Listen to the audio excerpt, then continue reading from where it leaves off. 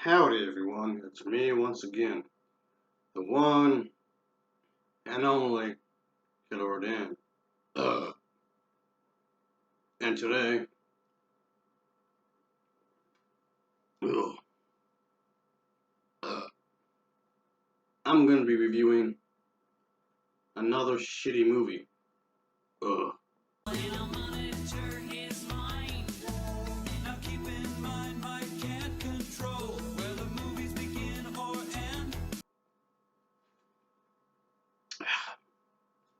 Yeah, it's gonna be one of those Christian movies I'm gonna be reviewing.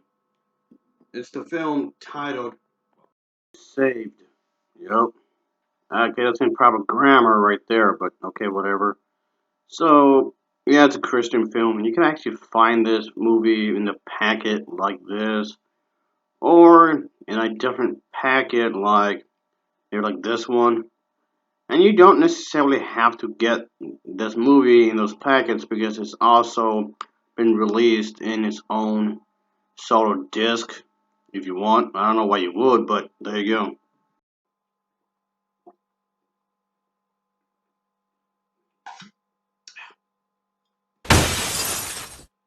But anyway, I actually bought it in this packet right here, folks. I feel ripped off. I really do. Even though I actually bought this at the dollar store. What the hell, man?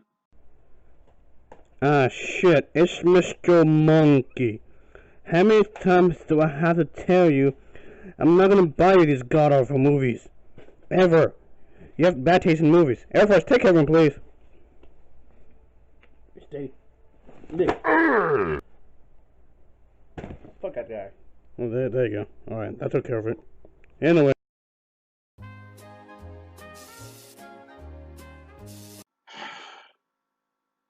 I guess I have to talk about the plot, folks. So here we go. As usual, let's talk about the story, I guess. Um, if you want to call it a story, that is. Dude, that thing is that this entire film is built on a really faulty premise. The premise is centered around the idea that Lisa is is this really goody Christian woman, and somehow the only people that suffer in this world is Christians and nobody else, which is a lie. And also, the boyfriend Bobby, he's like a troublemaker, but Okay. I'm definitely gonna need more of this, folks. Yeah. There we go.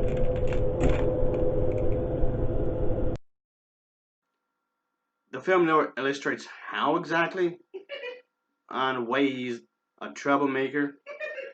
But I feel like the film just got has it all wrong anyway, because Bobby at the end of the day just comes off more of a control freak.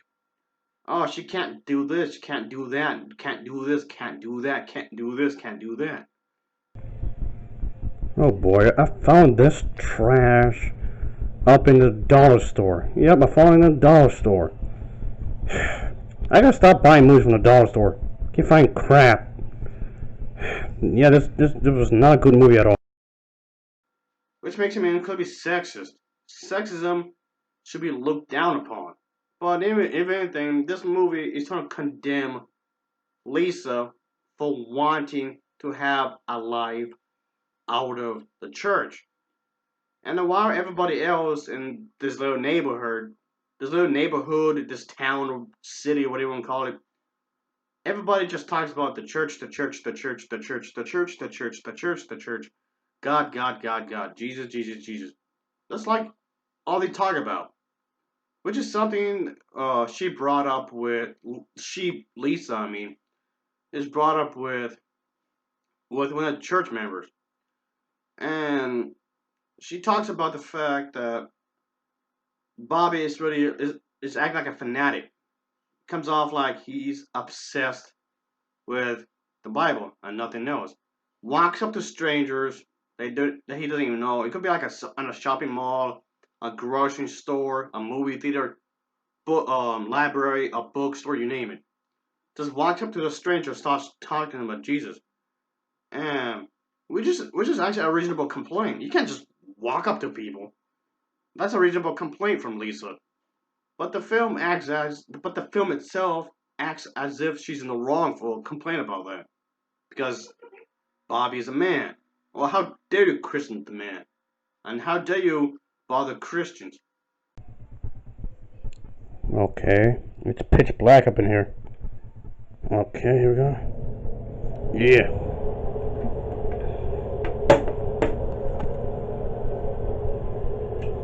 There you go.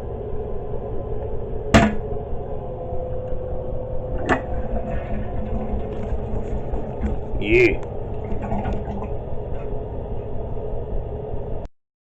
And and this is something that gets brought up. It's trying to glorify the fact that hey, it's okay to bother random ass strangers off the street somewhere.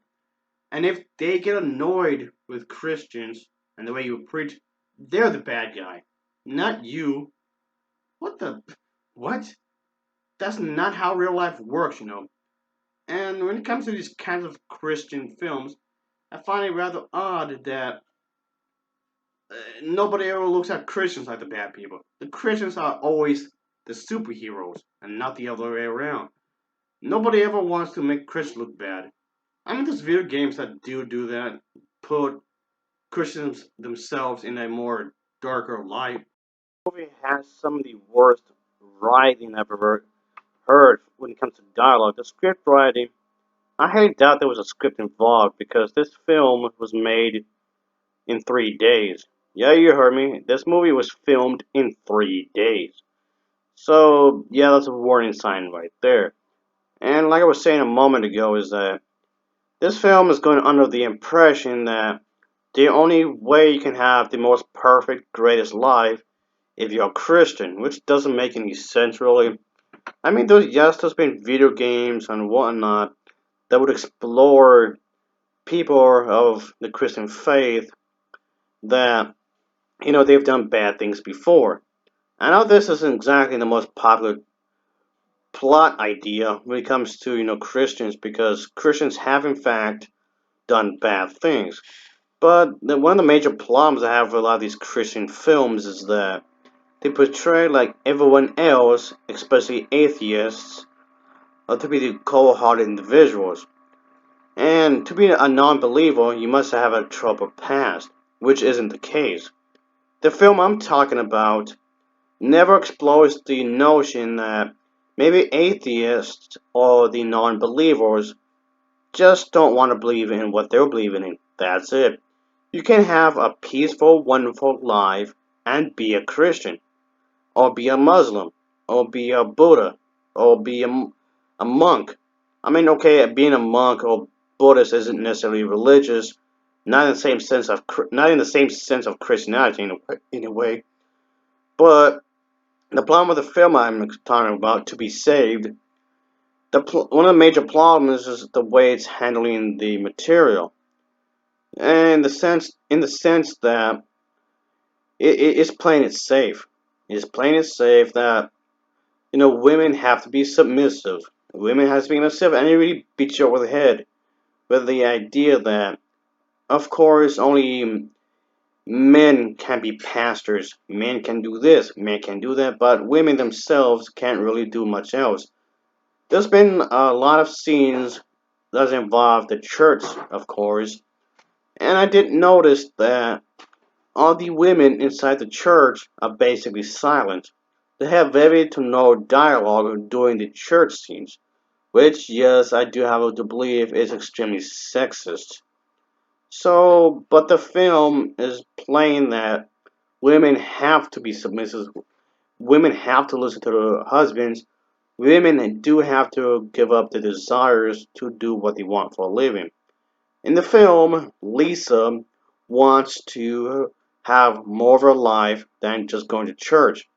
Lisa wants to have a family, which is fine, of course, but Lisa wants her kids, if she ever have any, to act like kids. Kids don't necessarily have to go to church like every day or every other day. which is of course a reasonable request. And she's going on the idea that she wants to have a life outside the church, which people in this town are upset at the fact that she doesn't want her life to be just evolving around the church. And if anything, a lot of yes, even women of this town I'm talking about would encourage the boyfriend Bobby to continue to be a control freak.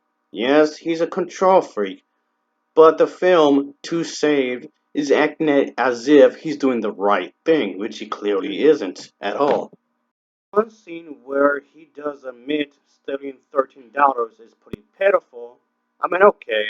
I mean, stealing is wrong, sure, but $13 is really nothing.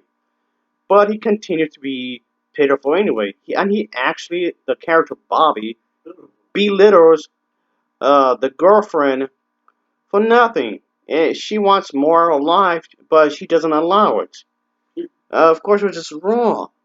Scene in the film where she does attempt. Okay, this happens early on in the film where she does attempt to seduce her boyfriend Bobby, but in a fun, delightful way. But Bobby does get irritated with this because he views, like many Christians, views sex to be evil, which is, of course is nonsensical because sex itself isn't necessarily bad. And there was another scene where later on after that where it's really heavily implying that sex before marriage is evil, which in itself is pretty dumb. Sex before marriage is not evil. That doesn't make any sense anyway, considering the fact that how are you, both of you, are supposed to know that you are sexually compatible?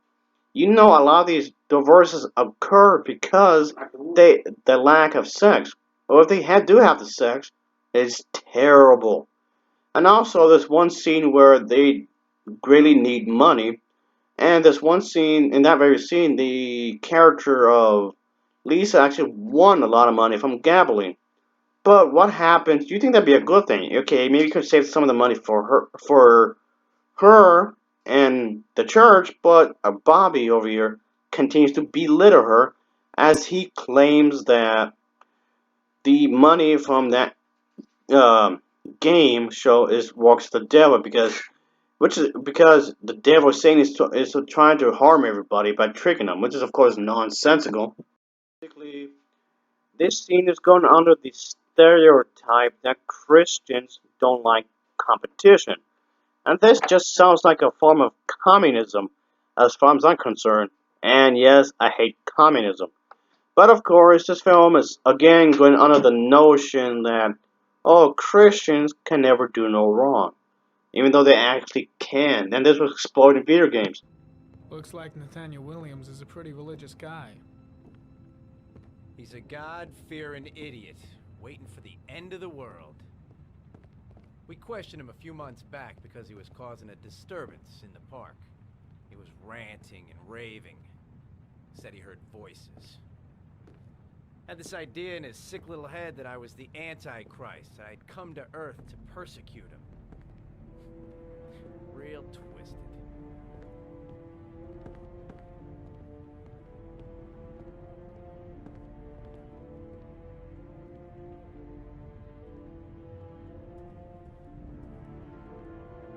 Candles are still lit. He should be back soon.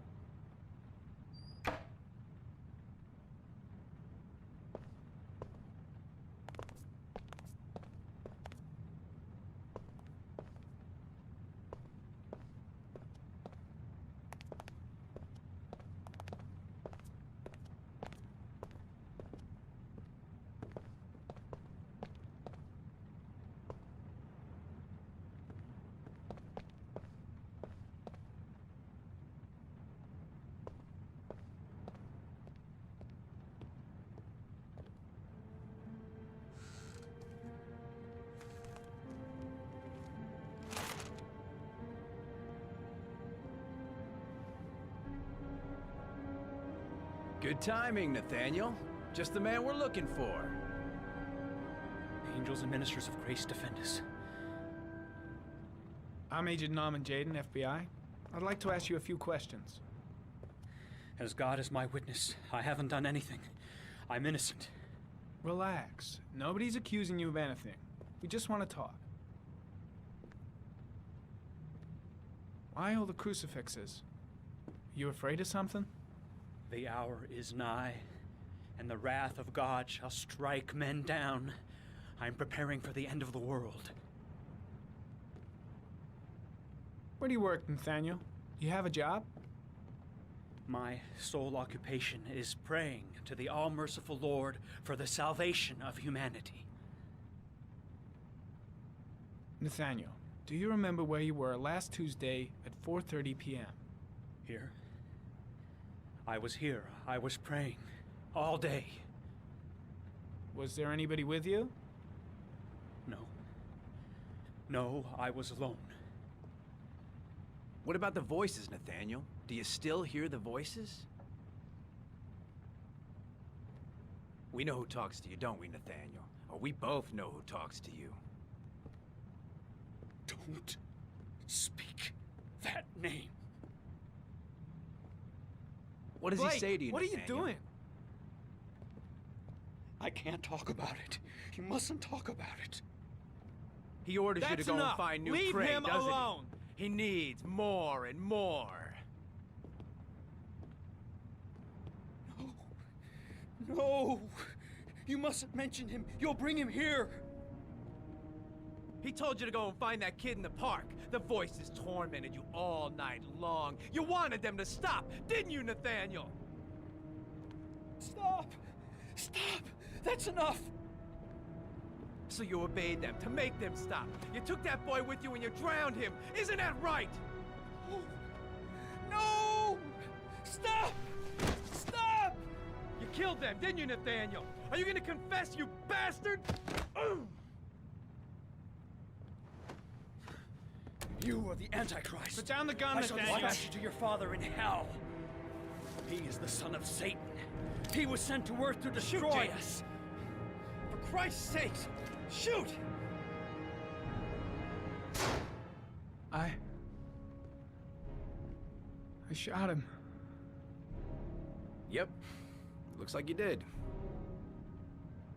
Can't say I'll miss him. Come on, let's go.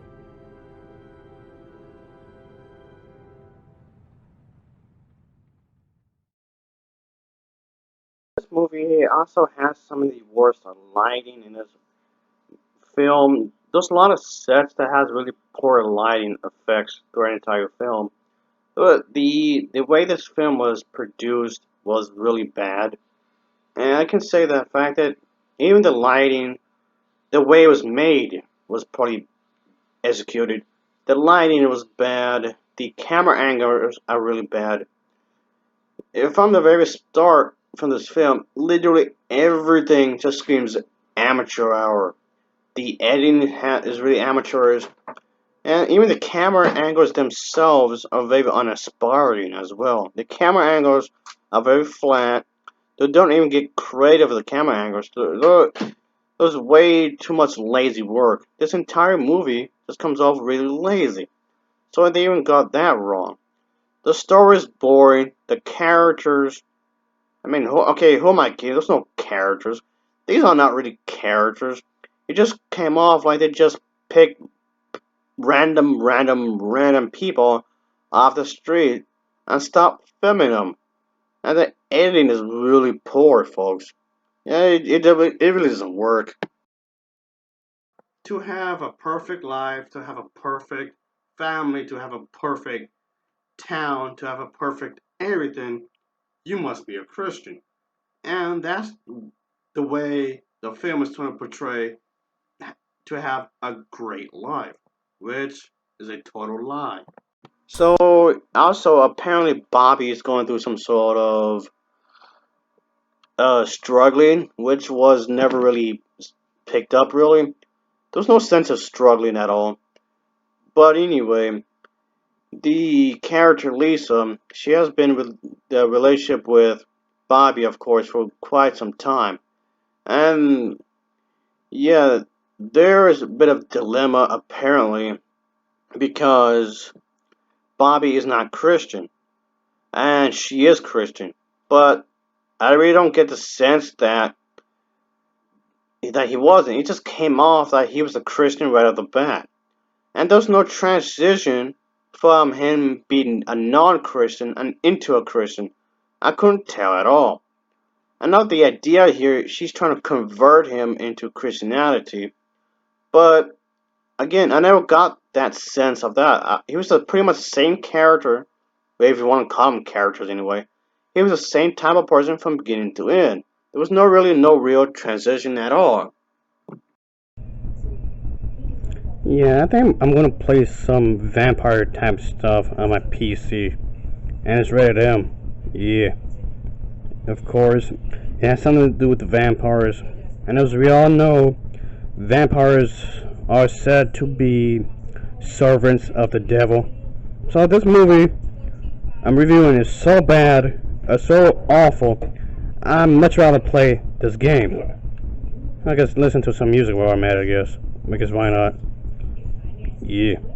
Okay, here's the name, folks. Like I was trying to say a moment ago. Here's the So there was this whole bit about getting married and starting a family or something, which was an important part of the film apparently. Yes, I know. It's coming off. I'm all over the place with the story, but that's the problem. The story itself, the lack thereof, was all over the place, and what little story they had felt extremely forced. The entire film just comes off very amateurish. Very amateurish. Also, the acting was. Who am I kidding?